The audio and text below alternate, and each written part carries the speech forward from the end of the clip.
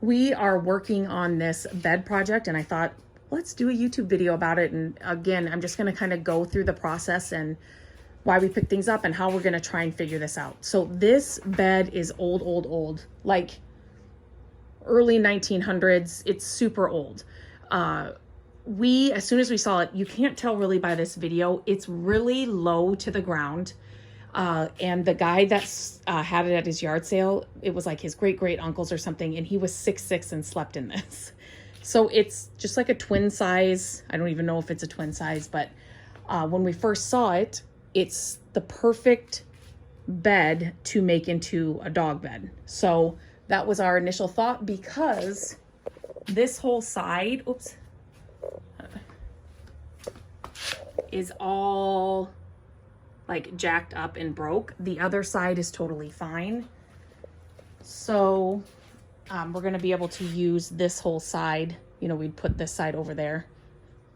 We're still thinking about it and talking about it, but I just thought when we saw this, I thought because it's so low to the ground and you can't tell, we're even thinking that we're gonna make it even lower to the ground. We just thought it would make the perfect dog bed. So you would bring this up to here, and then you can reuse this side, you know, so you have enough on both sides, and then measure, like Hilly is on a bed here that we don't really use anymore. Use kind of that as a template or for the size.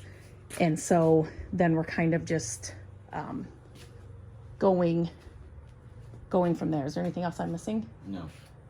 Okay, so I'm going to take you along with the process and how we're going to figure this out.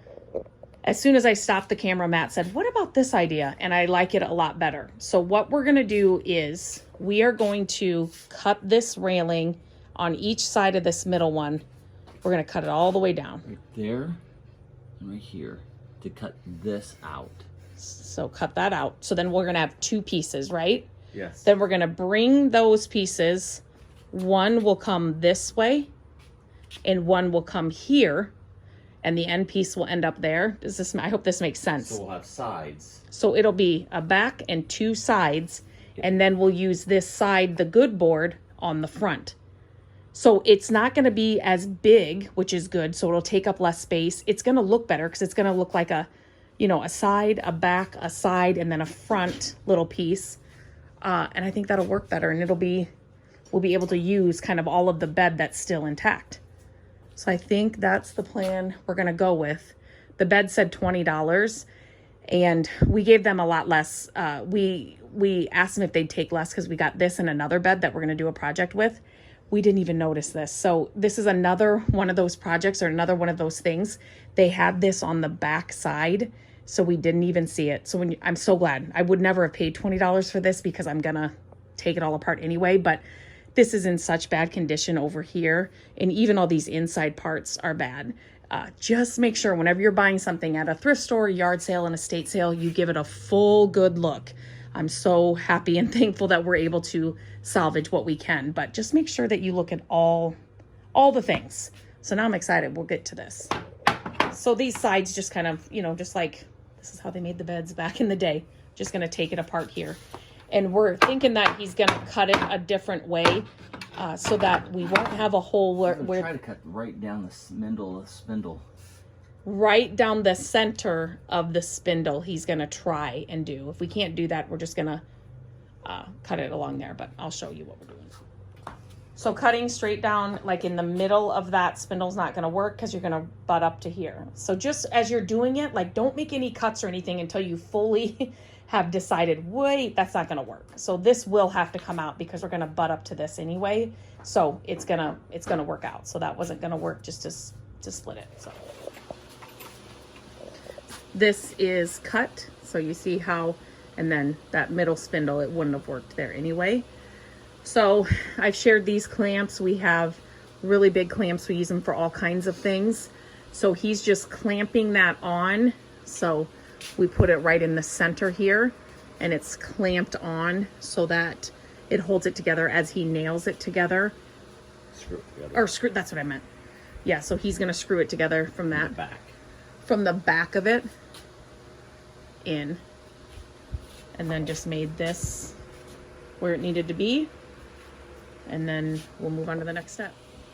I like this idea so much better because it's just going to be you know, this, a 3-sided bed and still have a front.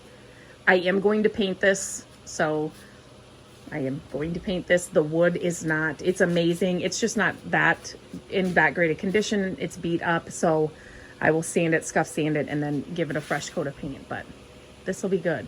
I'm still thinking about cutting down the legs too, so we might do that. Before you get this together, so we were just talking about the legs, we are gonna cut it down, and now's the time you'd wanna cut it.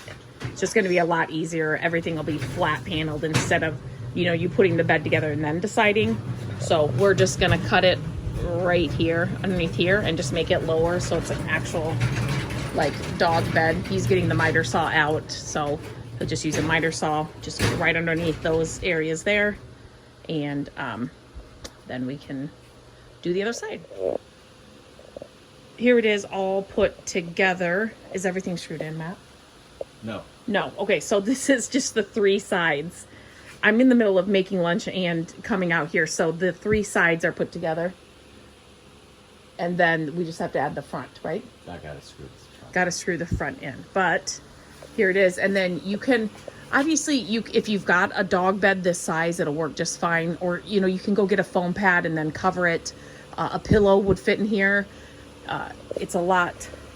This is just more doable. This was the way to go. He cut the legs off there. We are gonna have to just sand them down smooth, but that's easy. Just use your orbital sander for that. And anything else you want to say? No. Yeah.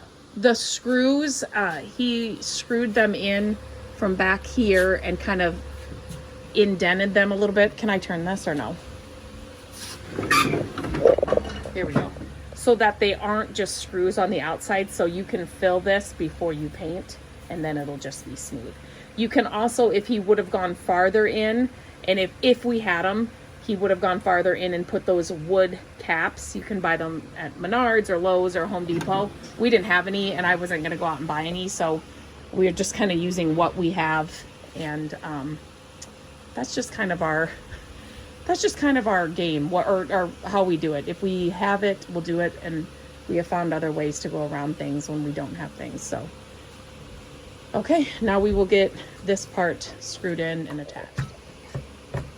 To add this front piece in, he's just putting pocket holes in this. I will link this in the description of the video. It makes these so easy. It's just a guide to show you, to help you get them right where they need to be. And then there won't be any screws from the outside. The screw will just fit right into these holes. I'll show you what it does. How easy. Perfect.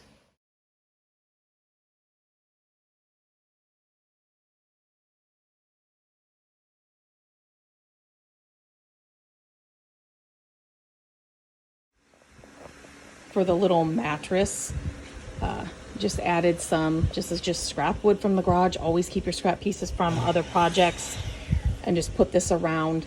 And then he's cutting like a thinner piece of wood to put on the top, that you could put then the size of this is going to depend on your dog, obviously. And if you need more braces, if your dog's really heavy, like, always keep that in mind. We are just going again with what we have here with this bed little frame that we picked up, and this is going to work perfectly. So just a board that will sit on top of those braces, and he cut the corners straight, or at an angle so it would fit. And that's in.